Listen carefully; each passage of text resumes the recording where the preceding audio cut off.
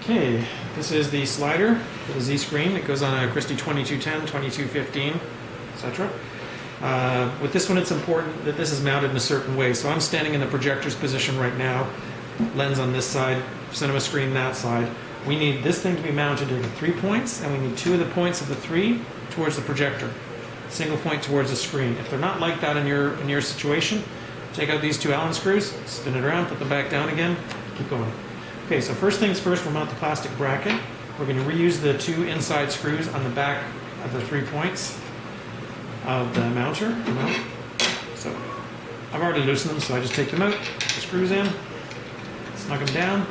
Has to be in the orientation that you see now, where the flat side faces the cinema screen, and the actuator mount faces the projector. Tighten these down, but don't make them too tight because you are just going into plastic. Okay, so next we're going to mount our risers for our aluminum rail.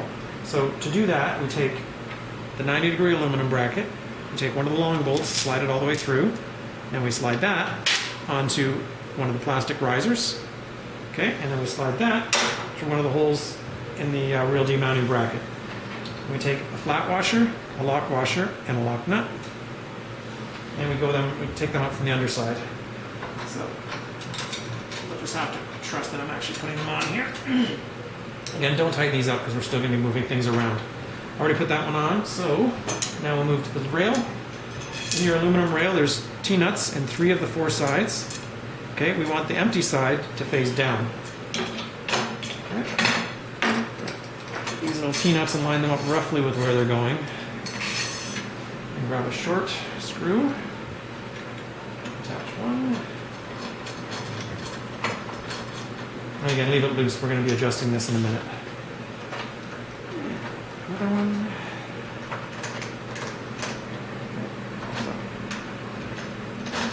I have to slide. So now that's mounted. Now we're going to mount our actuator bracket. And that will be small bolt, lock washer. The easiest way to do this is through the back hole. Oops. Put the screw through the hole, drop it down, get it started. There we go. Position the other T-nut. It's almost right on there. So again, lock washer and screw. And T-nut. Now this, we can slide it to the very edge and tighten it down because this doesn't go anywhere. So this has to be locked down now. So there, that's locked down. Excellent. Next, we'll mount our actuator. So when you mount the actuator, you'll notice that these holes may not line up with the holes in the bracket here. And if that's the case, you just put your screwdriver through and break it loose and twist it until they line up. Okay, so counterless clevis pin end to hold the back end, and then the front end is the same. And I got to do my alignment. So what we're going to do is I've got to get this rail aligned first. I was jumping ahead of myself there. So what we're going to do is slide all the way to one side, look down through the mounting holes, and into the groove in the channel here. So you're doing that. You're looking through in the channel to line this up. So once you've done that, we can tighten up one side. Not perfectly tight, but get it snug. Slide down to the other side, align it. That. Snug it down. Now this side you can snug down. And then we're going to go back to this side and make sure it's still square. It's not. So I'm going to push it forward just a little bit. Like that. Okay, and now that's square. And run that back and forth, looking through the rail, and you can see that it's squared up. So now that's squared up. Put our actuator in place. Now our clevis pin. Watch, you're going into plastic, so the bottom tab can bend over and not work properly, so just make sure you're going in squarely. Once it's in, you're good. Okay, so now that's mounted. Next, we will test our actuation and get this thing solidified. So first I want to do is I want to plug in the green Phoenix connector, and it's keyed, it only goes one way. And then I'll grab my power, which I'm just temporarily hooking up just now because we're just testing this. So what we're going to do is we're going to plug it in, and it's going to go to 3D. It's going to go to 2D in this case.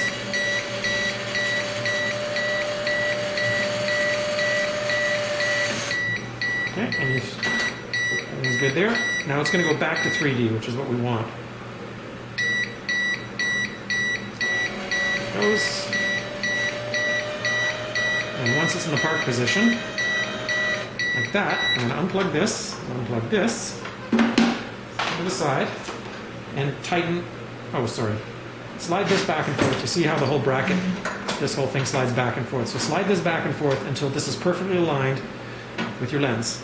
Once it's perfectly aligned, tighten up all the bolts on all of the brackets everywhere so things stop moving. And then we'll do the electronics. So, enough for now. So now we've got our control box and the 2 screws that I just knocked over that will hold it into there it is, the back side of the rail. So on the screen side of the rail, there's 2 more T-nuts. And this box just fits right into them like that. Keep it out of the way. Okay, and the box is now mounted. Oops, almost. Come on.